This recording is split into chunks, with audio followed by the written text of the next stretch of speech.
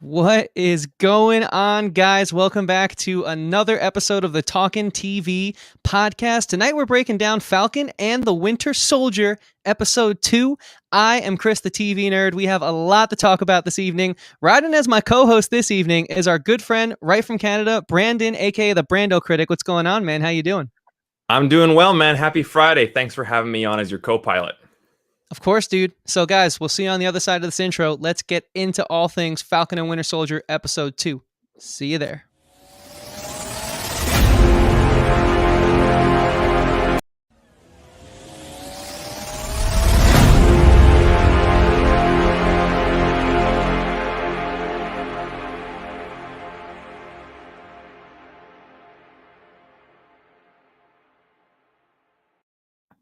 Oh, good old StreamYard. Good old StreamYard. Dude, they need to work on like the way that this program allows you to click on things. I don't know if you use it or not, but let me tell you, it is so great for the price point for so many reasons, but when it comes to like switching and doing that type of thing, man, they got some things to work on. But nonetheless, we are here. We are back, guys. Thank you again for joining us. So first of all, welcome to the show. If you guys are with us, you know the deal. Let us know your thoughts on this episode in the comment. Comment anything you might want us to hear. Give this video a like, a thumbs up, whatever you want to call it. Of course, subscribe if you already haven't. We have a lot to get into tonight. Brando, before we get into all this, man, we just want to know, because you don't really do these type of reaction videos on your channel. So what's been your take of sort of not only just Falcon and Winter Soldier, and I know you were on one of our episodes of WandaVision, but for people who are just sort of tuning into this episode and didn't catch our WandaVision episode, what's been your take on like the start of Phase 4? Right. Well, I remember when Marvel announced all these streaming shows, and I said, okay, now we're going to get a whole lot more of the MCU. And I'm just hoping that they don't burn us out. And the way that they do that is by keeping it fresh, unique, and exciting.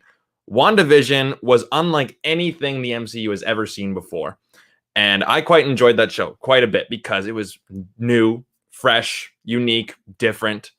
So with Falcon and the Winter Soldier, when I watched the first episode, and this episode too, it feels very similar to a Captain America movie, which we've seen before. So they're not breaking the mold as much as WandaVision is. But I said in my first video that I hope that we're able to really connect and understand these characters more than we did in the movies. If you do that, then I'm on board.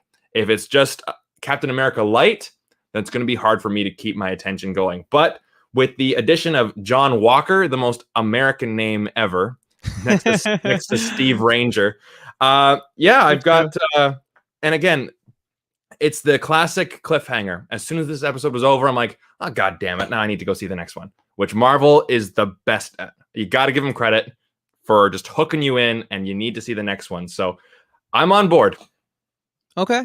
No, totally. I hear you on that, man. It's so funny how, I think to myself a lot, and I was watching some of our old WandaVision recap episodes, and I was like, man, you sometimes complain a lot, yet, you choose to cover them each week. Mm-hmm. And I was like, why is that? And it's they do hook you, and it is fun to complain to, I think. So I've kind of taken like a little bit of a lighter approach as far as like it goes now with Phase 4. And, I think there are other stresses in life, so I don't really need to stress too hard about Marvel. Of course, I'm always going to offer my best film criticism, but I think that's kind of helped. And maybe it's also because that this show is more up my alley as regards to like what I expect from Marvel. But I'm just not as like fired up in a bad way as I was with WandaVision, and I'm gonna try and embody this going forward into like Loki and What If and all those other shows that come down the pipeline, because it's not worth getting all in a tizzy over. But then again, call out bad filmmaking when you see it, aka WandaVision. That's another reason why I revisited WandaVision, our episodes, because I wanted to see, now that I've aged with the show, if I was being too brutal in the moment. And honestly, I still kind of stand by it, because I do think like fundamentally the show was sound, but its execution and the way that it handled the scope of what it was tackling just got messy after a while. And Thank God I'm not feeling that way about this show so far, is why I say that. It's I'm having such a different feeling 2 episodes in than I was 2 episodes into WandaVision. Whereas I was skeptic, nervous, are we gonna have enough to talk about? I mean, good thing we have a lot of guests. Like I know Dom and I can fill an hour and a half, but like, are we gonna, I'm feeling like, Mhm. will I have enough time to talk about what I want to talk about with Falcon and the Winter Soldier? But I don't know, Nice. real before we like get into the episode and the positives and negative, like, do you have a take on that? Have you sort of thought about it like that? Yes and no. I mean, well, first of all, I got to say that it is so refreshing to hear a different take on WandaVision. And I've been thinking about this for a long time, and I said this in my last live stream. And when I was watching WandaVision, you know, doing what we do, we follow so many people on Instagram and different YouTube channels, and they're all doing their WandaVision recaps and their WandaVision rankings and their WandaVision predictions. It's like when I'm watching the show on my own, it's like I'm watching it with 17 million other people in my living room, just these no names. And whenever something would come on screen, I would think, oh, I'm going to see a lot of photos about that. I'm going to see a lot of posts about that, where it was almost impossible for me to just enjoy it on my own. And I don't know if that's the hipster syndrome coming in, like where, you just watch it and you know that everyone's going to be talking about it. And I think what it was that everyone, at least until you said that, everyone loved that show. It's the best thing that's ever happened in the MCU. I'm so sick and tired of hearing this is the best MCU thing for every single new project. Right. And I honestly feel like some people are afraid to badmouth the MCU because their track record has been so great for so long. But like with after seeing WandaVision, now I'm starting to go on board with going, okay, now with this new form of storytelling, we can actually explore some of the characters that kind of got sidelined on the big screen. Because I don't think you can really go to an executive and say, we're going to make a Falcon and Winter Soldier movie, even after them being in all of the Captain America movies, because they're, again, like in the line in this show, oh, I need Captain America's sidekick by my side. That's just what we think of them as. But with Disney Plus, it definitely allows for more exploration, which I'm excited for. No, totally. I agree with all that. I think the last point to that before we jump into the chat, say what up to those guys. And of course, guys, if you haven't already, go follow Brando. It's at Brandocritic on YouTube, Instagram, Facebook, Twitter, all that type of stuff. He posts a Mm-hmm. lot of content. He's done a bunch of interviews with the Mighty Duck cast around the new show and some reviews of the episodes. So go and follow him. He does a bunch of stuff. You guys know the deal. And so what I will say to that, man, is I think some people are afraid because hey, I finally worked so hard to get the screener, and of course I don't know what that's like, and I'm not going to Mm-hmm. turn the screener down when it comes. But I Mm-hmm. think there might be some sort of beholden feeling to the company, whereas okay, I'm getting the screener now, I'm able to play the and this might be the journalism student in me, getting to the story first game and winning those clicks. And so do Mm-hmm. I want to rock the boat, and do I want to be more critical? And what companies give a lot of screeners out? Disney probably gives out the most screeners because they have the most content coming down the slate. And that's totally fine. That's totally cool. I mean, look, Mm-hmm. it's a business for so many people. But I think if we're talking about sort of the way people approach these Disney Plus limited series or reviews for Marvel and why there isn't as much negativity, I think it's just by, well, if Disney's pumping out 3 Marvel movies a year, 4 Star Wars shows, 4 Marvel TV Mm-hmm. shows, four Yeah. animated, and Warner Brothers has done 10 DCU films over the course of since Mm-hmm. 2013. It's like, okay, well, I'm probably not going to want to piss the mouse off as much as I would be okay with giving a bad review to Warner Brothers, who I get a screener from once every 4 years. But I don't know. What's your take on that before we say what up to the chat and jump into this episode? Well, I think the whole getting a screener and not being completely honest if you hate the movie because you don't want to bite the hand that feeds you. I understand that. And I don't know if you guys remember the movie Chick Fight. I think it was like straight to Redbox or something like that. It was a bad movie. And it was my Okay. first interview ever. And I got to interview the director. And I interviewed the director after watching the film and thinking I didn't like this movie at all.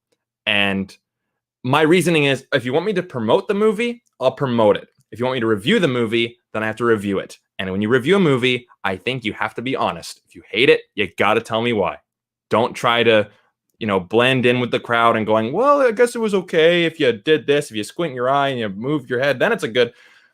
And people said like, oh, how could you interview the director and then give the movie a 1 out of 5? I'm like, well, because again, you got to be honest. And also, I think a big portion of that is that WandaVision was the first piece of MCU property to come out in an entire year because of the, I don't want to say it because we all know what we're talking about. Right. And sometimes I feel, and again, there's no proof of this, sometimes I feel like people were a lot more forgiving for some of the show's faults or missed opportunities just because it's new Marvel. Marvel can't do any wrong. Sometimes I feel like that's the case with a lot of Marvel properties. And again, like with IGN, if talking about video games, why is it that every single review it gets like a 9 out of 10? It's because they all get these business deals with all the developers. So sometimes I can definitely feel that, especially with just fans of shows that, because Marvel's so popular, you don't want to go against the mob, right? But I will admit, I do think that WandaVision and Falcon Winter Soldier, they're off to good starts. Thank God that Marvel's first show was not just an absolute stinker across the board. Could you imagine if that happened? Then some very panicked execs at Disney would be like, oh crap, what do we do now? Yeah. I mean, I obviously didn't like WandaVision, but it was clearly well received. So that's not in dispute at all. We have Stranger Boy hanging in the chat as always. What's going on, Stranger Boy? He loved this episode, but he can't stand Walker. We'll get into that. We certainly will. Yeah, speaking of the Brando show, we'll be live at 9:30 tonight, right over there. Eastern Standard Time, 9:30, 6:30 on the East Coast, or the West Coast. So, West Coast, yes. Yeah, me and Brando are doing a little double feature style podcast thing here tonight. And Luke says, WandaVision was very much all questions, no answers, was kind of frustrating in that sense. Feels like Falcon and the Winter Soldier has far more story to it. Yeah, I mean, I totally agree with that so far. And so speaking of the story, let's jump into the recap, right? So I don't want to spend too much time on this because I feel like there's a lot of conversation to be had, clearly, as we've really already started chopping this thing up.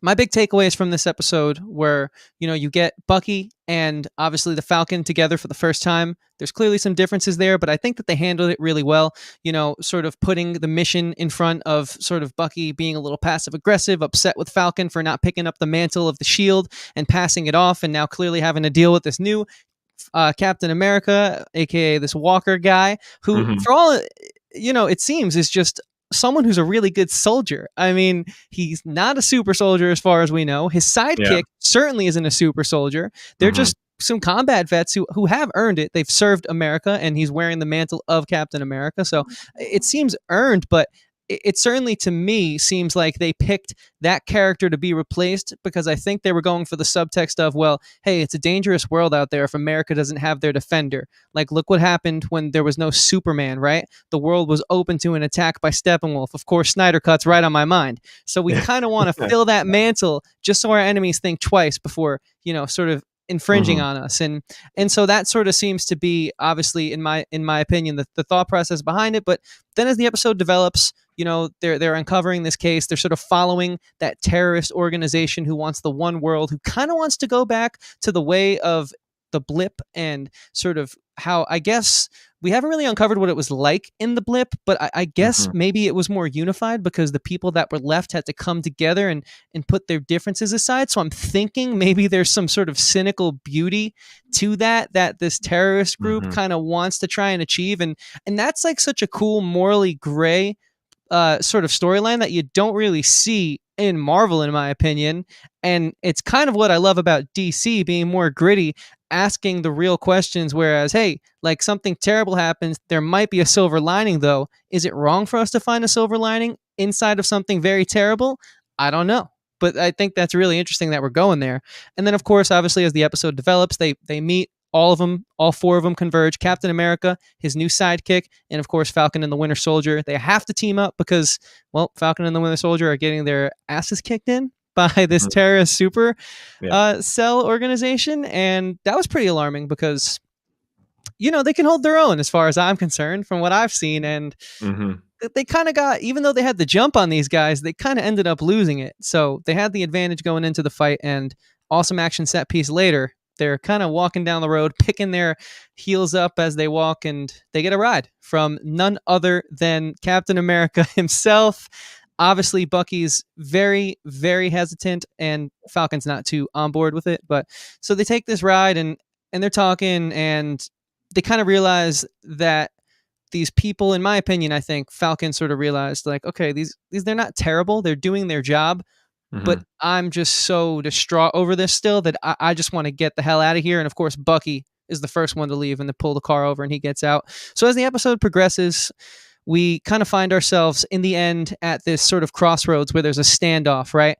Bucky reveals to Falcon that he knows of a super soldier, a soldier from the 60s who the government used, and then they threw him aside, and instead of making him the hero that he was around Vietnam, they quickly imprisoned him and tested him. And so Bucky unveils to Falcon a big secret, obviously, and I think that goes back to people are saying like the Hulk movie when they were talking about like testing on people with the super serum, and we're kind of picking up like a storyline from like years ago, which is actually really cool too. Another thing I enjoy that this show is doing, and of course, there's the sort of final scene, the final confrontation after Bucky gets arrested and they have to do their group therapy with the new Captain America and his sidekick, and the four of them square up, and it kind of looks like, in my opinion, Falcon and Winter Soldier are being a bit petty. You know, they had the opportunity to claim the mantle.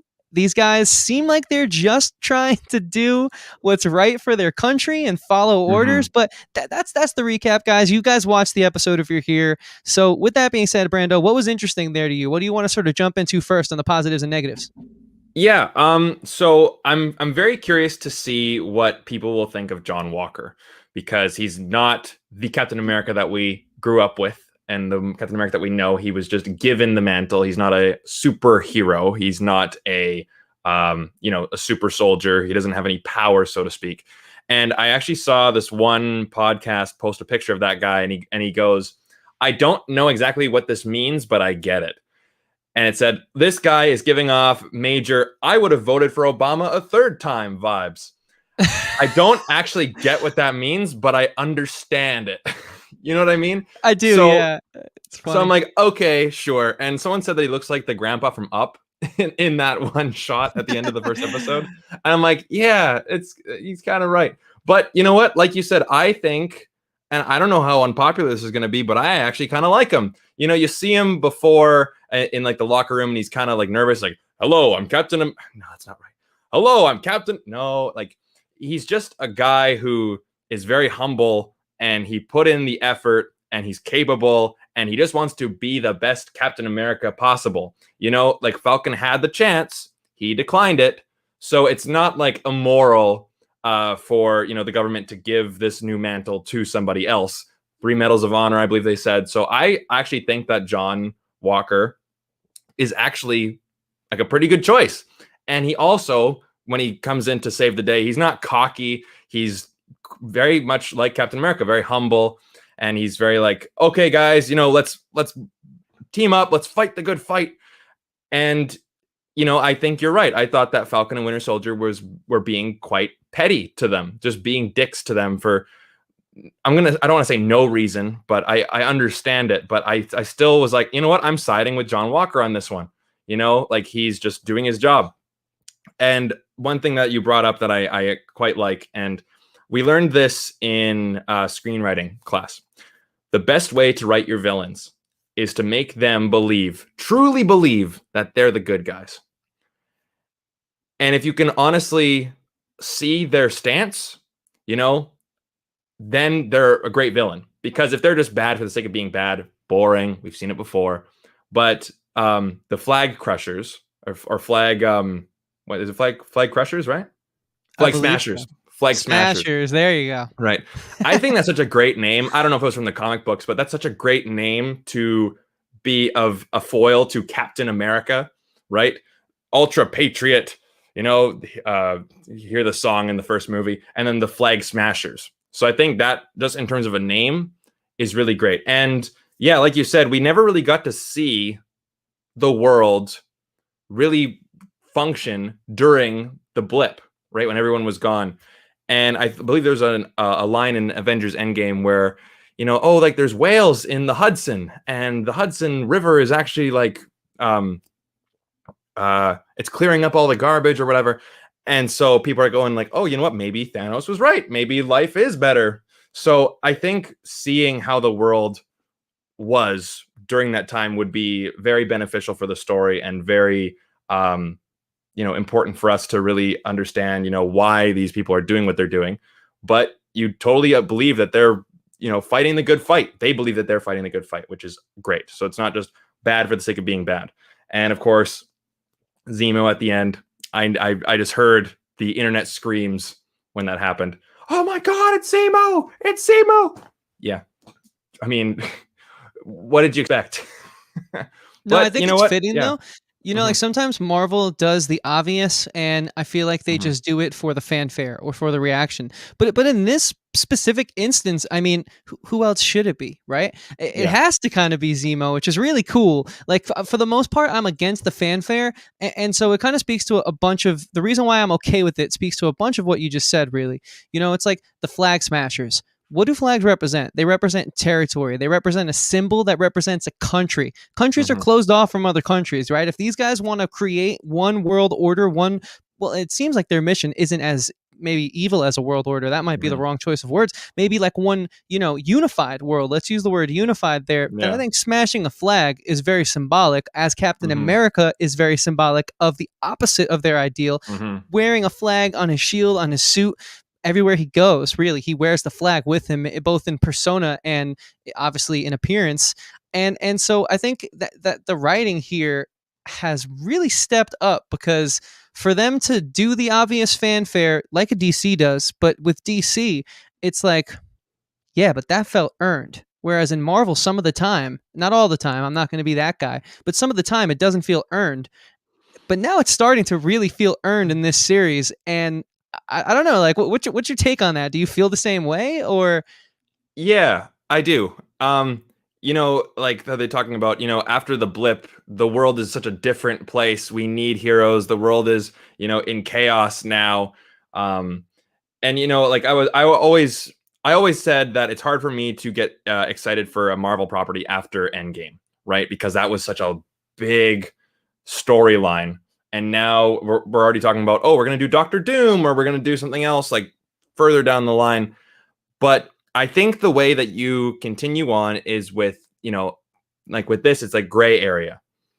And if you keep going just black and white, good guy versus bad guy, we've seen it so much.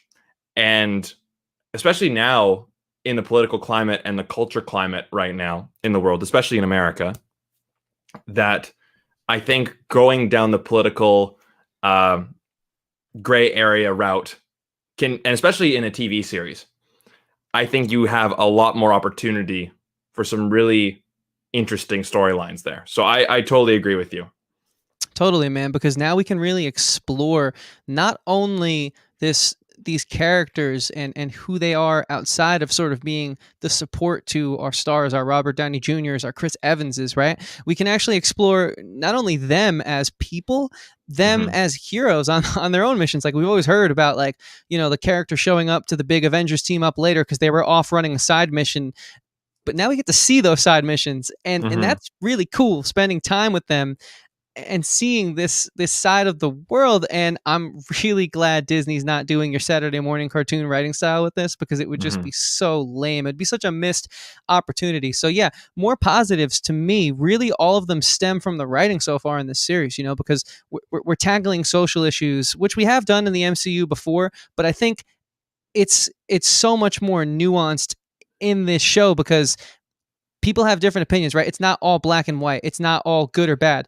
And Mm-hmm. this shows really with like this flag smasher symbolism versus Captain America symbolism, kind of like doing something I never thought Disney would do. And so that impresses me, and I'm curious to see where they're going to go with it. Mm-hmm. Using heroes as like on a different token here, using heroes as, okay, well, they're obviously celebrities, they're larger than life, but he still can't get the bank loan because he was gone for 5 years. So using them to sort of Mm-hmm. show like no one's exempt from the rules and structures of our society, that's another thing that I think plays off the flag smashers, where it's like, well, why are they trying to flash the flag? Because smash the flag because hey, that's wrong, right? This guy just saved the world. and he's Mhm. back now after saving us how many times? Countless times. Ultron, this Yeah, tiny villain here. Hydra, yeah. Yeah, Hydra. How many times has he saved us? And yet I can't help you because the banks are set in their system, and you Mhm. don't have credit because you haven't been alive for 5 years. It's really cool what they're doing, man. Like Mhm. I really like how they're dissecting every single aspect of Mhm. the day to day while still building this sort of grandiose lead up to Baron Zemo, who we know and we've seen and who is coming back. And I don't know, it's like it's really mature, dude. Like I did not Mhm. expect to get this, especially after WandaVision, which was just so kooky and crazy. That's part of why I brought it up before we started this thing. Mhm. Yeah, and actually, I wanted to ask you this, because as soon as these characters went to Baltimore, right, to meet that old super soldier, and and like that little kid's just like, "Hey, my daddy calls you Black Falcon," it's like, "What? Because I'm black? Black Falcon." It's like, "So you're you black kid?" Oh, and then for some reason, I knew that the cops were going to show up, and I have a couple of viewers that are very like anti woke Hollywood, and I know that they're gonna have just a ball with that scene. Um, you know, I do, how do I say this? I knew that maybe like the whole race issue was gonna come up eventually. Having Falcon have the shield and obviously you give the new Captain America just another white guy. I mean Sure. he does have the battle star, right? Hoskins, I believe his sidekick is. Yeah. So yeah, I mean, and it was just kind of weird because then all of a sudden he goes, like the cops go, "Oh yeah, you're Bucky Barnes. Yeah, you're arrested." You know what I mean? So um, I know that the anti wokesters might get really upset about that, but I don't know. I felt like that was more of a cheaper plot element just to go like, okay, how do we get Bucky Barnes back into therapy? Let's just get some random cops to show up in Baltimore. You know what I mean? That was like my only real problem with the show, just in terms of a plot hole or like a plot progression storyline. But I'm um, trying to follow yeah. exactly what you're saying. Would you mind clarifying a little more? Are you saying that because I personally thought that, and I don't want to get too political, but like if you Mhm. guys know anything about Baltimore, it's clearly one of the more, I know we have some international viewers here watching with us. That city has a lot more issues than others in our country, and so I think that was not only speaking to the issue of like police culture in our country, but also like I thought it was like sort of like a nice nod to like, hey, like the city still has a lot of issues and who's really doing anything to clean it up. That's how I interpreted it. And I thought for the first time in a long time, it was like handled pretty neutrally by Hollywood. And it actually was just, I thought it was for the first Mhm. time in a long time, like very maturely done. I don't know. But like, Mhm. what was your take on that? I think what I'm trying to say is that, every time that you see, I'm just talking in terms of narratives, right? So you get a white guy and a black guy in a pretty poor neighborhood and they're arguing with each other. You're going to have the cops show up, right? So, like, I guess I was thinking about that because I have some viewers on my channel who were complaining about the first episode, how in the trailer, um, Falcon says, "Yeah, this shield is problematic," and he took that as an attack on America. And they go, "Oh, these wokesters, they're ruining Hollywood. All this, you know, anti-men, anti-whatever." And I don't normally adhere to all that stuff. I feel like most of the time, it's just some controversy out of nothing. I felt like they might get some ammunition with that scene. And my problem with it was only because it felt kind of like a little cheap. Only because, okay, why is this happening in the episode? Well, we need to get Bucky Barnes back into therapy. How do we do that? Like I can see the writers going, let's get the police to just kind of break up a fight. And then they're like, oh yeah, you guys are Avengers. Right. Oh, that's right. Bucky Barnes is out for his arrest because he didn't meet his probation. All right, you're going and like that seemed the thinnest of the script, I guess. Okay, I see Yeah. what you're saying now. I Mhm. totally agree with that. I think Yeah. from a writing perspective, so there's two ways to look at it, right? There's like the socio political aspect, which I thought was handled there very well, Mhm. and then there's like the classic storytelling side. And yeah, that was clearly just like, okay, we gotta make this happen. And Yeah. Next. damn, how do we Yeah. get out of Baltimore now? Okay, yeah, I totally agree with that. for sure. I Yeah. see what you're saying there. So while we're on positives, before we jump into negatives, and I guess maybe that was like a foray into negatives. But did you have any final positives before we kind of jump to the other side of things? Um, Most of the time I don't watch TV in terms of like cop shows like Rookie Blue or things like that where there's supposed to be action sequences because like I've seen them being filmed and I don't know, I'm more of a movie guy, right? But I like that this action feels cinematic. It doesn't feel like it was shot with two walls here, make sure that the camera doesn't see past the green screen, where it doesn't look cheap. And, that's what Kevin Feige said in one of his interviews. And he said, we want to make sure that this feels like a movie. But in terms of the storytelling, it feels like a series, a limited series. So you're not losing any of that spectacle. And I thought that the action sequence on the truck when they're driving, I believe it's in Munich or Germany, Mm-hmm. I thought that was excellent. So I think I got to give some major props to the action.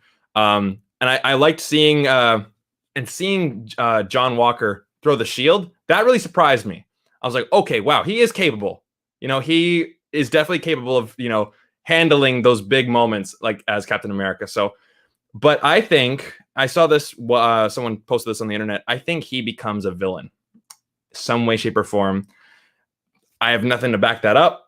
I Okay. just think because if you have to have Falcon and Winter Soldier as your protagonists and they clearly do not get along with John Walker, new Captain America, they either have to team up against Baron Zemo or Zemo has to persuade him, mind control him in some way, shape, or form for there to be a true antagonizing force for the end. That's a good take. No, that's pretty interesting. So I did really enjoy the sequence as well, man. I, Mm-hmm. and you're a film guy. You've been on set before and all that. I went to film school, but you've like been in it. So to me, it looked like they were sort of, I don't want to say dropping frames, but it looked like they were to give it that sort of cinematic effect, sort Mm-hmm. of manipulating the I forget the exact term, but you know Yeah, what I'm yeah, talking about. It looked yeah, very yeah. hot. Like all of a sudden, it went from being like an amazing high quality web series to like, whoa, this feels like I'm watching Winter Soldier. Not only is it an homage, Mm-hmm. I felt to that sort of fight scene on the train. I got that vibe, and so I Mm-hmm. mean, I'm gonna call it an homage. It felt very sort Mm-hmm. of paying tribute to where it came from, but like the Yeah. way they shot it, I totally agree with you there. Mm-hmm. It was something else, man. Like, and I'm not Mm-hmm. normally an action guy. Like everyone here pretty much knows, like it takes a good action show. Like I just watched Yeah. Nobody last night, and damn, see, that's my type of action. Like it needs to really pull me in, Mm-hmm. and so I was really sucked into that moment. And you're right about Walker. His entrance was so heroic, man. Like that's what I want in my Mm-hmm. heroes. Yeah. These feelings are feelings that I, until the Snyder Cut, haven't had in a very long time watching a Mm-hmm. superhero property.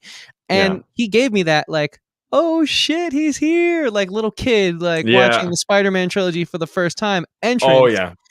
Mm-hmm. And when he throws that shield and he saves his partner and he loses his weapon, such a heroic moment because now he's up there against four super soldiers, just hand and fist, and he's not even backing down. He charges at them. And I was like, Mm-hmm. damn, dude, this guy Yeah. looks and is the part. And of course, they get their asses handed to him, as I said earlier, but like so much of that action sequence spoke to his character. And so I think overall, while I actually really do think that was a great point you brought up about like the way they sort of transition from point A to point B by arresting Mm-hmm. Bucky, I hadn't thought about that prior. Yeah. I do think, though, good action storytelling can happen not only in the dialogue, but in the action sequences themselves. And because I personally felt I learned so much about his character, everyone earlier in the chat, and you were speaking about Walker, I like him. I actually really like him too. I'm Mm-hmm. on board with him, man. Yeah. And I did I'd not I'd think be I would be.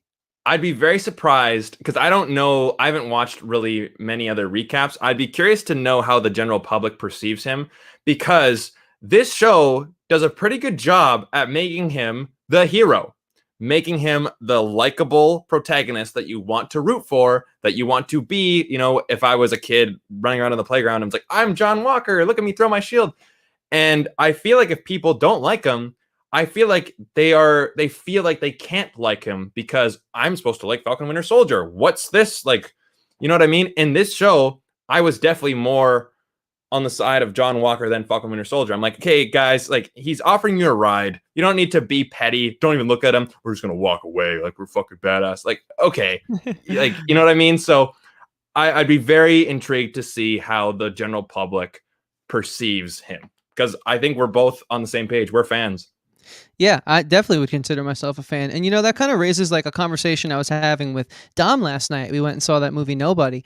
And we were Mm-hmm. sort of talking about like, are people conditioned to like something from Marvel at this point before they even see it? Through the Yes. marketing, through the goodwill that's been built up. And we both were Mm-hmm. inclined to instantly say yes, but we wanted to be fair and objective as critics on and off what we do Yeah. here on YouTube. So we had a Mm-hmm. conversation about it. And this show, I think, is going to be really challenging for those people who are just instantly Mm-hmm. hooked on Marvel because of the way that it's sort of doing a darker DC style approach to it, where it's Mm-hmm. like, I didn't get my heroic moment from Falcon or Winter Soldier in this episode. I got it Mm-hmm. from the guy who my heroes are upset about, but my heroes are upset over another hero. That's Yeah. had happened in Civil War, but it's been a long time, Mm-hmm.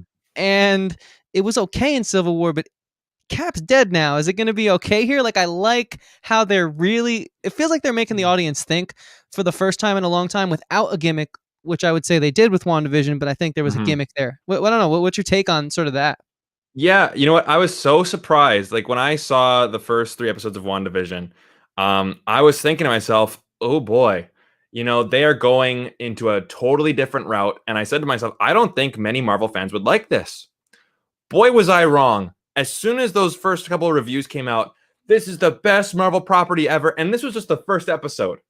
The first episode where it was just like the 1950s sitcom. No action, Yeah. no blue laser in the sky, barely any references to any other MCU properties. And I'm like, is this really because this is the best Marvel property you've ever seen? Is this because you haven't had a Marvel property in over a year? So it's just kind of like the slingshot effect where it's like, haven't had it in so long, haven't had it in so long. Boom. Oh my God, amazing. Is it just the name? But again, hey, if people really love it, then I can't, complain about it. But, I do like that this show is not so black and white in terms of like, okay, Falcon and Winter Soldier are the good guys. You like them. And this new Captain America, he's bad. Well, clearly the show portrays them as opposites. Falcon and Winter Soldier are, I want to say, petty bitches. Just look, like the guy's Yeah. offering you a ride, You're going Right. to walk 15 miles just to prove a point? Like, okay, sure. Real Yeah, tough, exactly. macho.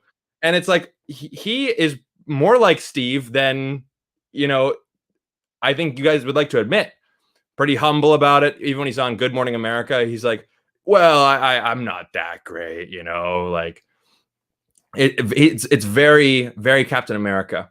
So I'd be very surprised. I'd be very intrigued to hear people's reasonings for liking him and disliking him. And yeah, it's so bizarre sometimes when you think like, oh yeah, I don't think people are going to like this. And then people just end up loving it. So you're like, okay, well, hey. Totally, man. And Yeah, that's kind of why I wanted to start off with the whole screener conversation in the beginning. The right. people who I'm not saying I know for a fact. No one knows for a fact. That could just honestly genuinely be how like they all feel. But it's just I Hmm. can't help but think every single person had the same take on it. Yeah. So that's kind of why I really am excited to see Hmm. the way that their reviews come out for this type of show. Yeah. Not even, and then my friends too, who are always like Marvel this, Marvel that. It's the ultimate. It's the number one.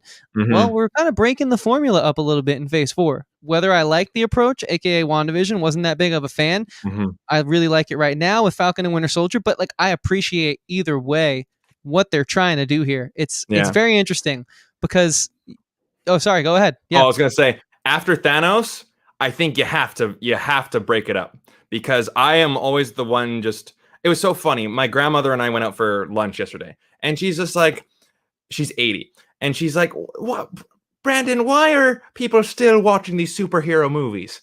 Like I've just been seeing them over and over and over again on the commercials, and it's just so tiring, right?" And she's from Ireland, and Oh, cool. then and I'm like, yeah, Nana. I mean, I don't know. People just keep watching them, and I think that after Thanos, if you still do like the first Avenger, Iron Man 2, the same very basic superhero formula without challenging the audience, I think that's when you start to lose your general audience.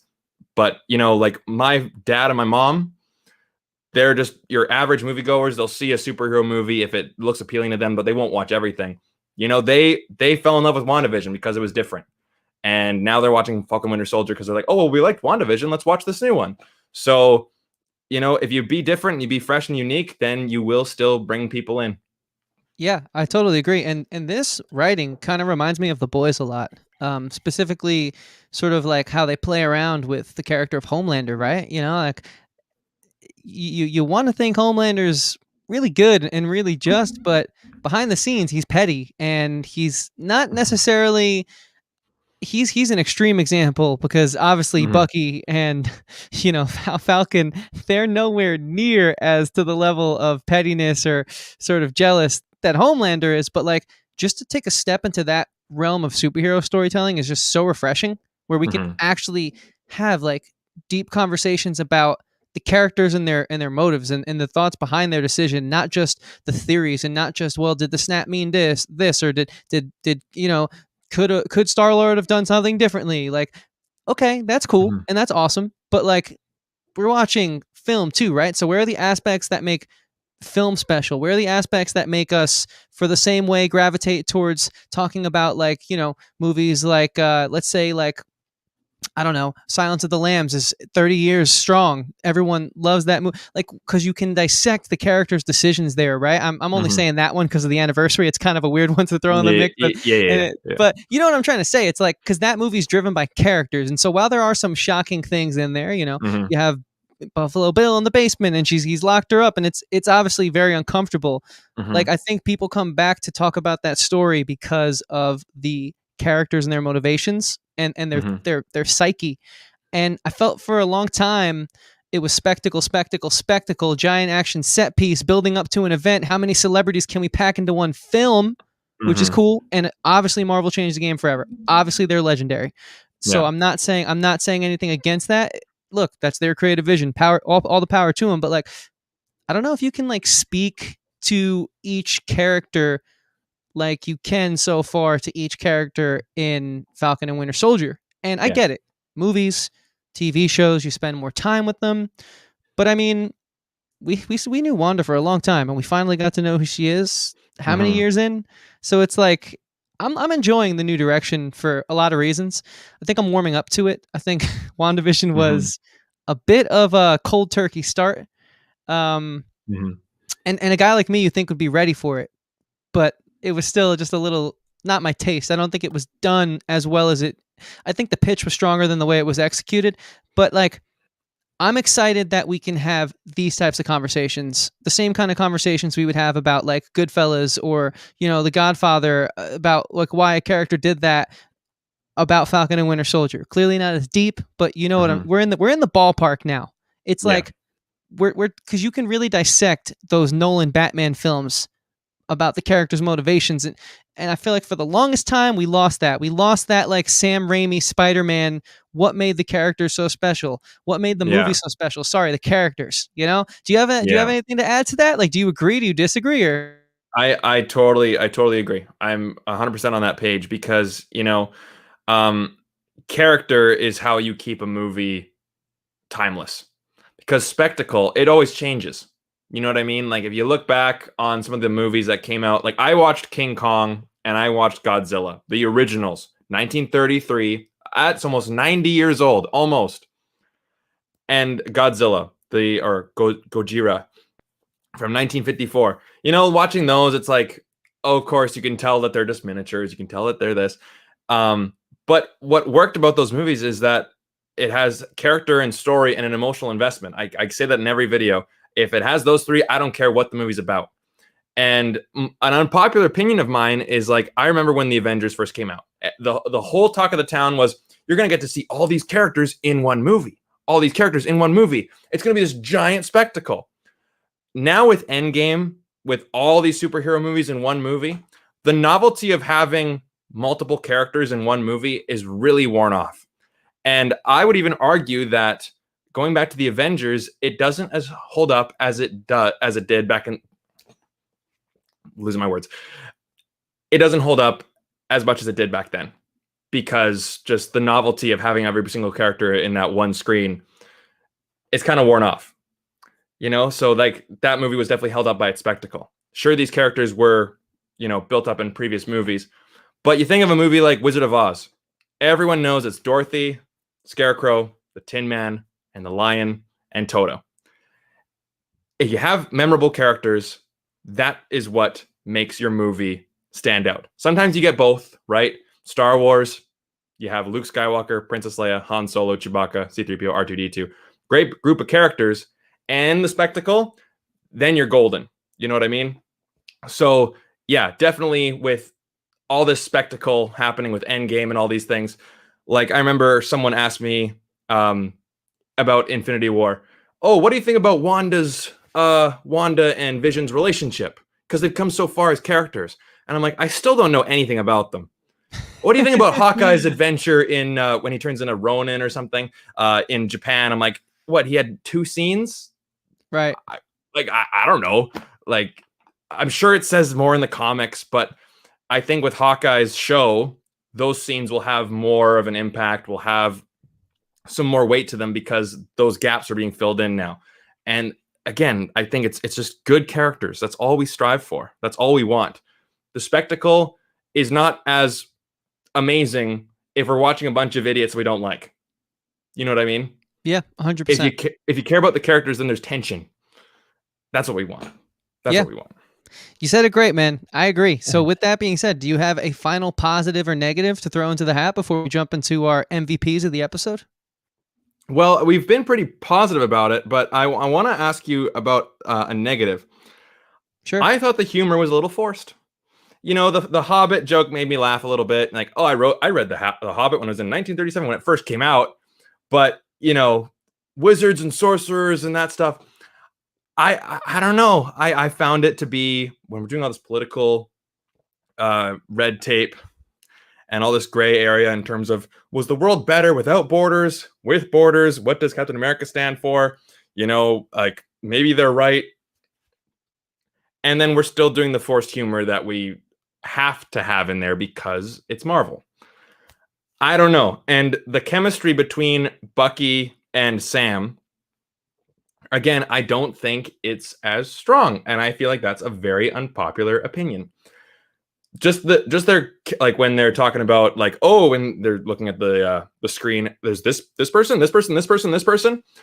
The humor to me felt forced. Am I just crazy? Or am I out to lunch on that one? So before I give my response, just to build a little suspense, guys, let us know in the comments what you think about that point. I wanted to say excellent point. I don't want to spoil anything. Also, give this video a thumbs up if you're hanging out. Luke says, yeah, some of the humor was definitely forced, and it was his only real negative. Interesting. Okay. Mm-hmm. It's a big negative for me, though. If that's your only real negative, it's a big negative, in my opinion, because I have always been against that sort of humor. I feel like it doesn't have a place nonstop all the time, every film, in an action world where the Earth is always at risk. I don't see how people can be cracking that many jokes. And you know, the moment I realized it, I say this a bunch, and I've been saying it a lot on the show lately, I guess because we've been so Disneyified here on the channel lately. That one scene where I realized that cinema had changed, and I think for the worse, in a safer way, because I think all these jokes are so safe. I did honestly laugh out loud with the Hobbit thing. I thought it was pretty funny. I said, okay, that's pretty cool. The wizard thing was funny at first, but then they did it again, and that was too much.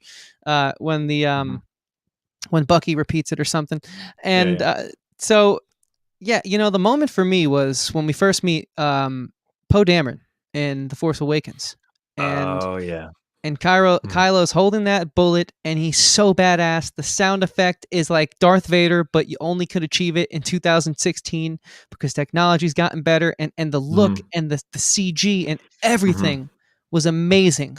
And I was so locked into that movie. He's holding it right there in front of his face, and it's silent and it's still and it's perfect. It's one of those moments where the silence speaks for itself, and then Poe goes, "Do I speak? Do you speak? How's this work?" And I instantly was taken out of it, and I couldn't get back into it in that movie.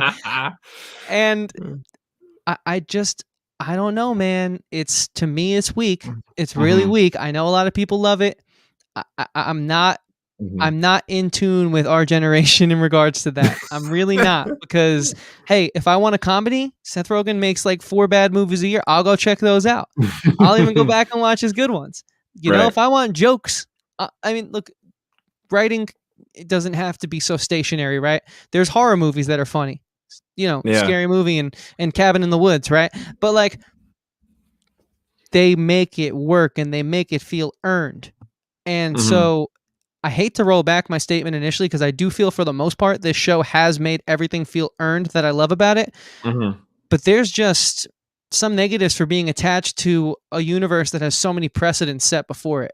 And Disney then brought that over to Star Wars. And it works in their animation. It works with their cutesy little kids films. Of course, it works there. Mhm. I just don't like my tension being cut. You know, that's not why Yeah. I watch these types of things. Mhm.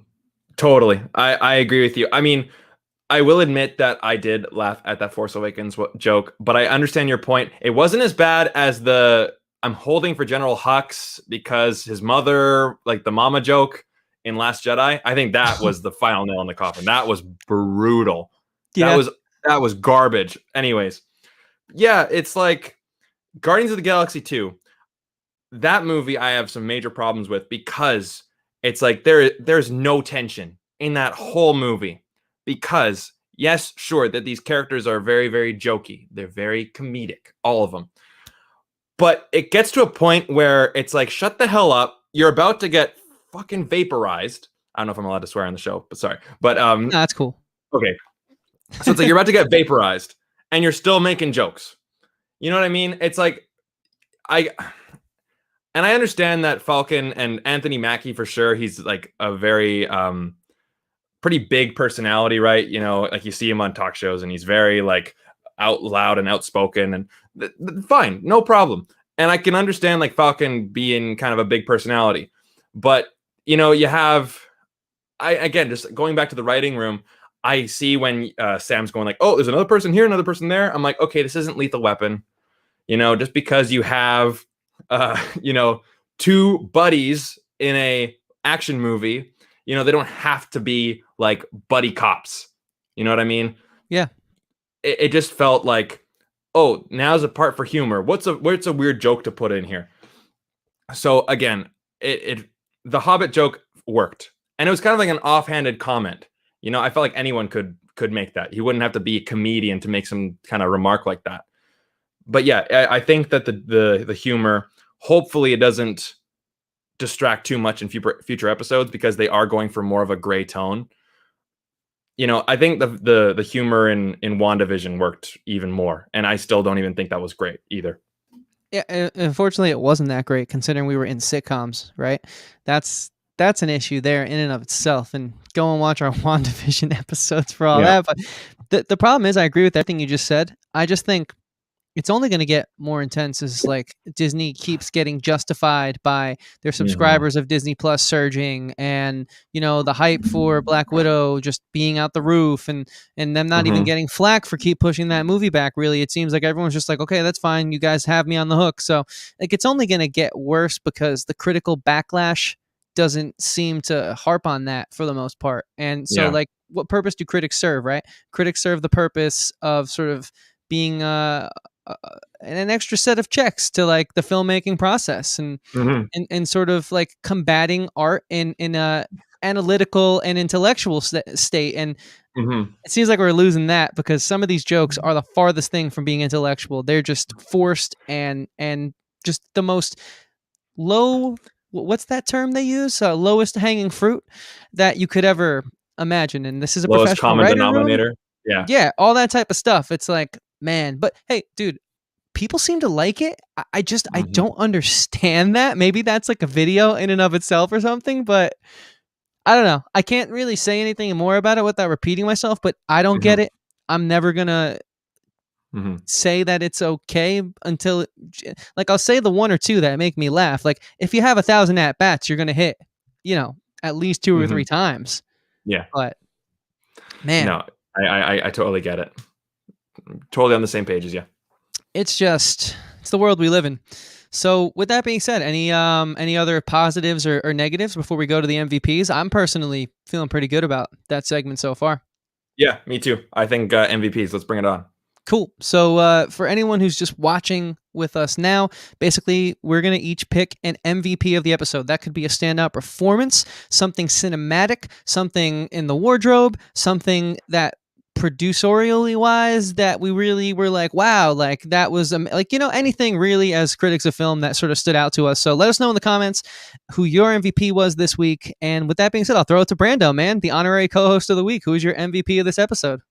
I mean, we've talked about him a lot in the last hour, but I think he totally deserves it. I think John Walker is, the hero that I want in this show.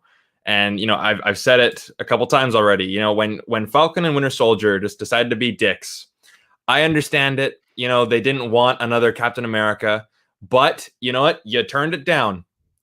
That's what you get. So you can't just be all like, I don't want to use the term snowflake. I really don't like it when people use that term. But it's like, okay, I am totally siding with John Walker on this one, because not only did I think that the casting was actually pretty good, I thought the performance was great. When you see him in the locker room before he even goes out, I think that added a lot to his character. You see him humble, just like Captain America. You see him capable, right? Just him in those action sequences. You see him, hey, I'm, John Walker. I'm Captain America. I'm here to help you guys out. And he is fighting the good fight. And then afterwards, after the battle, he lends out his hand to help. Like, hey guys, come on, let's do this thing together. That's what I believe. Captain America. Those are his values, and I think they got a pretty good Captain America. And I think Falcon Winter Soldier are just being, petty about it. So. And again, right at the end, stay the hell out of my way. We'll see what happens. Yeah, no, you're totally right, man. I think those are great reasons to choose John Walker. And Luke also chooses John Walker. Really surprised him. I think it surprised everyone. It was so well done, so perfectly executed. John Walker is a big reason why this next, because I'm not choosing a character. I'm choosing the fight scene on the trucks. I thought that was just so the embodiment of why the show got greenlit, why, in my humble opinion, Winter Soldier is one of the greatest comic book movies of all time. Mm-hmm. It has a brutality, a realism to it that just feels so out of place in the Marvel universe. And I love that sort of Jack Ryan espionage thriller side that we're tapping into. And then that's what I think I loved about sort of Winter Soldier. It was still Cap early on. It was meeting these characters, Winter Soldier for the first time. And so it kind of brought me back to like, this is really impressive, because we know what the MCU has done and is capable of. But now we're kind of back to this more contained, smaller action sequence, but the moment felt larger than life. Obviously, John Walker's entrance in it was brilliant. I mean, so much character work in a fight scene that I really haven't seen on a regular basis since the Netflix Daredevil Marvel show. I thought did a great job sort of building character within the action sequences. And that's the type of shit that I'm like, okay, if we're spending more time with these characters, yes, all of this type of stuff, because it's going to be smaller scale, right? A budget for a TV show is never going to be as big of a budget for a movie, but like, man, Feige didn't lie when he said it's going to have a cinematic approach. So that whole truck, I don't know if you'd quite call it an action set piece. I don't know how that applies to television, but that sequence was amazing. And with that being said, that's our MVPs for the week, guys. Falcon and Winter Soldier episode 2. And so before we do star ratings, there is one quick little segment that we could just touch upon and then go head to the Brando show. That's sort of predictions, the way that this sort of ties into the effect of the overall MCU going forward, now that we've seen 2 episodes of this show. And you can even, if you have anything that comes to mind from WandaVision, we're really just getting into phase 4 here, but I mean, where's your head at with all this? Any predictions? You did raise that one theory earlier on, which I thought was pretty interesting, of Walker being evil, but yeah, where's your head at with this, man? I have some predictions, but I wanted to quickly jump on top of what you said. If an action scenes are not just filler, right? I think a lot of screenwriters forget that. Like, I've read some pretty terrible action set pieces in scripts where they're like, oh, they fight. Well, it's like, well, they need to have a reason to fight. And someone said it brilliantly. action scenes in action movies are kind of like musical numbers in musicals, right? You're supposed to bring the story forward, characterize some people. Things are supposed to be happening while those scenes are going on. They're not singing for the sake of singing. They're not fighting for the sake of fighting. They have to be pushing the story forward. And that's why I think Mad Max is such a great movie, because that movie's story is so ingrained in the action. But in terms of predictions, I think next episode, they are going to have a confrontation. Bucky and Sam have a confrontation with the Flag Smashers. And then, of course, what was John Walker's last line? Stay out of my way. Sorry, I'm getting some phone messages. Turn that down. It's all good, man. You're a popular guy. probably just my mom. And I think that they're going to show up as well, and they're going to have some different ideas of how to assess the situation. Falcon and Winter Soldier want to do it this way, right? You know, like they just want to do what they do. And then, of course, Captain America has to play by the rule book, play by the government. And I feel like they're going to have a confrontation about how to go forward, and there's going to be a clash. And I feel like it's going to be further, the relationship will be further brought apart rather than brought together. I don't know how Zemo's going to play into it. Does he pull another Captain America Civil War? It's like, I would bring them apart and make them face each other. Who knows? But I think that the rivalry between Captain America and Falcon Winter Soldier will be heightened in the next episode. Yeah, I totally agree. I like how they're sort of forcing Bucky and Falcon to work together against sort of where they're both at with each other. You know, obviously Bucky's so distraught. How could you betray Cap like that? Cap's the reason I kind of ended up on the good side of things, and he trusted you to take up the mantle, and you didn't want to do it. I thought that was so. It's good character work, man. And so what's crazy about this show is they said I think 6 episodes, right? So we only have a month left with this limited series, if I'm correct. And at least that's the way that I've in my head been sort of dissecting this. And while we have so much that's been set up, really we're about to just get into the meat and potatoes of it. Like I think Act 1 concluded this week, because if it's 6 episodes, obviously, and I'm already so intrigued. So now it's just up to them to mess it up. And I'm not even trying to be negative. That's how invested I am. Like they really have to do something that's going to take me out of it. Yeah. But it's their game to lose. It's their game to lose. But like, I don't think they're going to lose it at this point. And for the first time in a long time, like it feels good to be in the stands for my team.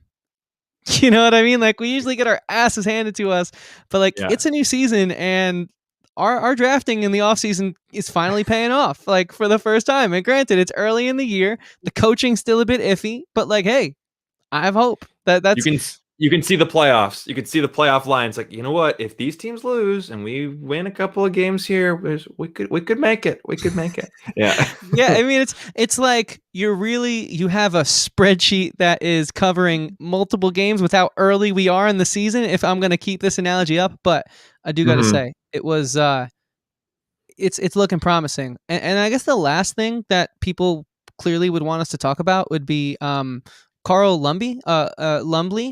I'm not really quite sure to say his name. I believe he was the actor who portrayed the super soldier who kind of got discarded in the Vietnam War, who Bucky brought Falcon to. That to me, being more of a DC reader and not being a guy who's too big into the theories, because I don't really like to get my hopes up like that, I can't quite speak to what I think it's going to mean. But what I do think it is really cool, because the Incredible Hulk film talked about this serum, the super soldier stuff way back when, and we seemingly forgot about it. We got so caught up on these stones, right? These tiny little glowy stones.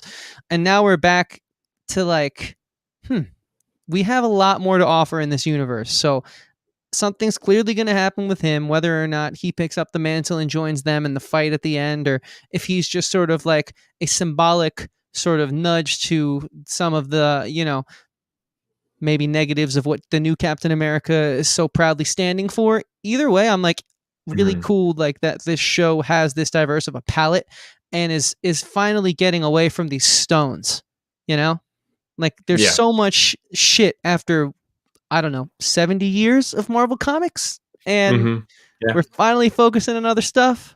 I'm about it. So, with that being said, do you have any final predictions, ways you think this is going to affect the greater MCU? No, I think that by the end of the show, Falcon will have the shield and he will be Captain America. And the Winter Soldier, Bucky, will be, a hero as well. Because, obviously he has a um, pretty crazy past. He's definitely not in the United States good books or the Western world's good books. But I think that they will go into the limelight and they'll finally have their moment. I don't know what John Walker does. I don't know if he turns into a villain. I think that'd be kind of a cool route, a Yeah. tragic route, but at the hands of Baron Zemo, I would assume. But I think that we will see maybe in the final episode, yes, Falcon and Winter Soldier have to fight the big baddie, whoever that is, and he gets the shield. I think we'll finally see him pick up the shield in the last episode. Yeah, and this is a 6-episode run. I just confirmed that by doing a quick Google search. So we just got done with the first act, guys. Thank you for watching and hanging out with us and joining the show tonight. Dom was missed. Brando, you did an amazing job, dude. I really appreciate you coming on and helping us out. And guys, Dom will be back next week. Do not worry. Sometimes life just requires you to take a step back, and that's totally cool with all of us here. So with that being said, what is your star rating for this episode? I'll give it a 3.5 or a 4. I can't say that I loved this episode, but I enjoyed it a lot more than the previous episode. Let's say that. I can sort of see like all the pieces kind of coming together. It's like we finally dumped the puzzle pieces onto the table. We've organized them all, got all your corner pieces, all of your side pieces, all of the pieces that kind of have the same colors, kind of organized now. And I think in the second act, that's when we start to put pieces together. Like what's the guy's name? The super soldier from Vietnam War, Carl something. Yeah, Carl Lumbly. Right. Lumbly. Yeah. Carl Lumbly. Like, so maybe he has something to do with something else, and that is connected to this. I think that's when we're going to, start to see some connections being built. Yeah, I agree. I'm really I'm actually like really excited to see those connections be built in the MCU for the first time in a while. Luke says solid 4 out of 5 for me, 4.25 if possible. Luke, anything's possible if you put your mind to it, man. And corniness aside, my heart wants to say a 4. My brain wants to say a 3. So I think I'm going to meet somewhere in the middle and go with a 3.5 because Brando illuminated some things that I think knocked it down from being that 4. But I also think this conversation made me realize it's not quite that 3. And I think that's, if you guys know me, saying a lot for the MCU to be this high, especially early into their second season, where if you guys go back and look at the WandaVision ratings, they were nowhere near this high. So, yeah, 3.5 because, man, they got me for this series so far. Like it's their game to lose, as we were saying. So, with that being said, guys, Brando and I aren't done chatting yet for the evening. We're going to take like a quick 5 to 10 minute break, and then Brando, we're going to be live on your channel. So why don't you tell the people who you are, what it is you do, and where they can find us in just a few minutes? Yeah, so obviously my name is Brandon, aka the Brandocritic, and I have my own YouTube channel and I have Instagram as well, but my main content is on YouTube. I've just been getting screeners now for the newest movies as well. So I have movie reviews, but then I also, in between that, I'm doing first-time reaction videos to movies that I haven't seen, and then I'm bringing my, my film school analysis and my film industry analysis into those movies that I hadn't seen before. And then in between, we have live streams every second Friday, the Brando Show, where we have, different guests come on, and then the Zoom chat is open to anybody. So if anyone wants to ask a question, bring up a topic to discuss, it's totally just a free-for-all discussion, which is always a lot of fun. Sometimes I do 4K reviews if we get sent them, me and my business partner. Sometimes we'll do, Blu-ray hunting videos. Obviously, it's a bit harder right now because of everything that's going on in the world, but that is basically the main content. But the Brando Show will be happening in the next 15 minutes on my show. And of course, Chris will be on there, and then we can talk about literally, it can be anything. Mostly movies, of course. These are movie channels, but sometimes the conversation turns into music or video games or like funny stories that have just happened to us, travel, relationships, anything. So no question is not allowed. Any question is allowed. That's a better way to say it. It's always a fun time on the Brando Show. So hopefully we'll see you guys there. Yeah, guys, well, 15 minutes. Be there or be square, as they say. So yeah, with that being said, guys, this was another episode of the Talking TV podcast here on the Talking TV YouTube channel. But you guys know that if you're here. But while you are here, there is one thing we want you to know, and we hope that you know, is that we come to you live every Monday, Wednesday, and Friday. That is our promise. That is our guarantee. And you guys can keep up to date with all that by hitting that subscribe button, by hitting that notification bell so you never miss when we go live, and also by leaving a comment and giving the videos a thumbs up. Leave a comment because we want to know what you guys want us to talk about. Maybe you know about a cool indie film or a cool like TV show that we don't know about. Like there's a lot out there and there's only so much time in a day for us to research. And leave the thumbs up so other people can find the video and join the community. With that being said, I am Chris, the TV nerd. That is Brando, aka the Brandocritic. Follow him on YouTube. We will see you guys in just a few minutes. Thank you so much for watching our episode 2 recap of Falcon and the Winter Soldier. We'll see you here again next Friday night at 8 p.m. to do it all over. All right, guys. I don't really like to curse too much on the stream, but since Dom's not here, I got to honor him. So with that being said, we will be coming to you live for 12 seasons in a short film. And of course, as always, watch more fucking movies. Boom.